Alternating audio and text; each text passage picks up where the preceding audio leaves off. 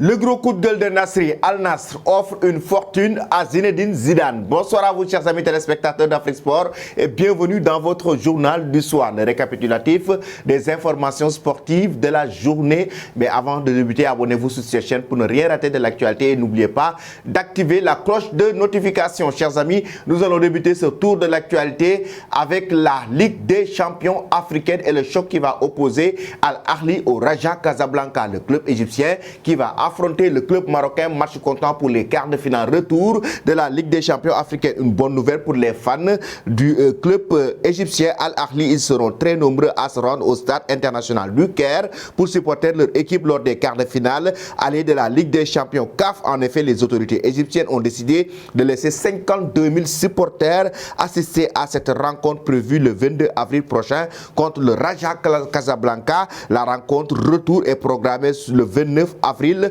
Ce sera au Maroc. Un choc entre cette équipe Raja Casablanca et Al Ahly. Donnez vos pronostics en commentaire et dites-nous l'équipe qui remportera la victoire en quart de finale aller de la Ligue des champions africaine. Après cela, nous allons parler d'un joueur marocain. Il s'agit de Sofiane Boufal qui justifie son choix de quitter l'Europe pour rejoindre le Qatar. Il faut rappeler que Sofiane Boufal évoluait du côté d'Angers. Boufal qui faisait encore les beaux jours du club français il y a quelques mois a décidé de plier bagage en janvier dernier pour rejoindre Al Rayyan au Qatar. Le Marocain a justifié son départ. J'ai eu un très bon accueil de la part des supporters et des gens qui travaillent du club d'Al Rayyan. Ça a été un choix important puisque après avoir fait toute ma carrière en Europe, le fait de venir ici est surtout un choix de ma part.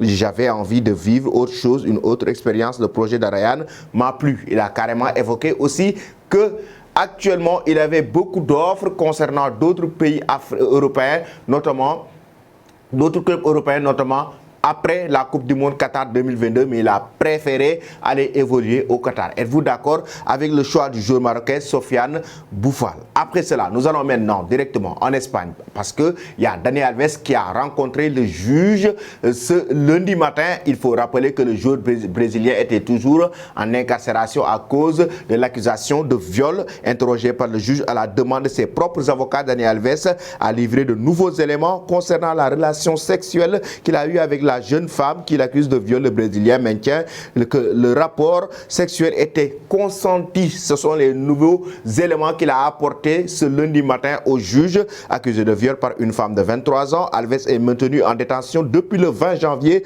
Le footballeur brésilien avait rendez-vous avec le juge d'instruction ce lundi matin à la demande donc de ses propres avocats. Dani Alves actuellement est toujours dans la galère du côté de la prison du côté de l'Espagne, chers amis. Après cela, nous filons directement en France avec Samir Nasri, l'ancien joueur de l'Olympique de Marseille, qui pousse un coup de gueule concernant la façon dont le Ramadan a été géré en France, notamment par les clubs français, et la façon dont les joueurs musulmans n'ont pas du tout été à l'aise concernant le mois de Ramadan avec leur club. Pourquoi? Tu peux savoir si je fais le Ramadan? À mon époque, on ne posait pas la question. Aujourd'hui, c'est devenu limite un débat sociétal. C'est agacé l'ex-milieu de terrain sur le plateau de Canal Football Club. Nasri a développé son propos en mentionnant que la France était un pays laïque et que la religion devait rester dans la sphère privée. Il a ensuite poursuivi: tu sais que c'est la période du Ramadan, tu sais quels sont les joueurs à peu près qui sont musulmans, tu regardes les matchs, si le joueur est moins performant,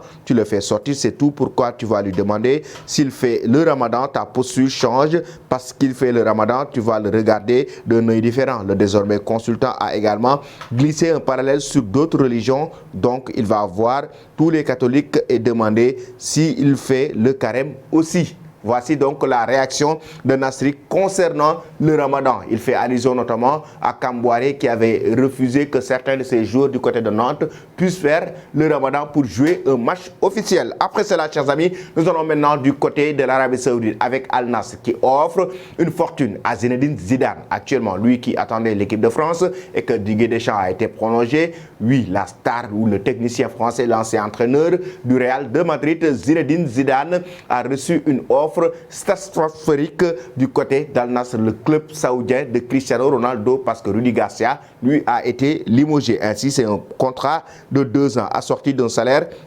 annuel de 60 millions d'euros qui attendrait Zinedine Zidane à Real. Ça veut dire que c'est 120 millions d'euros pour 2 ans pour Zinedine Zidane, un salaire incroyable pour un entraîneur. Une proposition qui fait forcément réfléchir, d'autant que la durée du contrat reste assez courte. Cependant, pas sûr que tout cet argent suffise. Libre de tout contrat, Zidane a vu Didier Deschamps conserver la tête des Bleus, mais il sait que d'autres postes pourraient se libérer d'ici cet été, notamment le Paris Saint-Germain qui a envie de faire venir le technicien français du côté du club de la capitale française. Pensez-vous, chers amis, que Zinedine Zidane doit rejoindre l'Arabie Saoudite, le Paris Saint-Germain ou attendre encore une fois l'équipe de France? Donnez vos avis en commentaire. Toi qui me suis et qui t'es pas encore abonné, c'est le moment de le faire. Et n'oubliez pas d'activer la cloche de notification. Merci et très bonne soirée.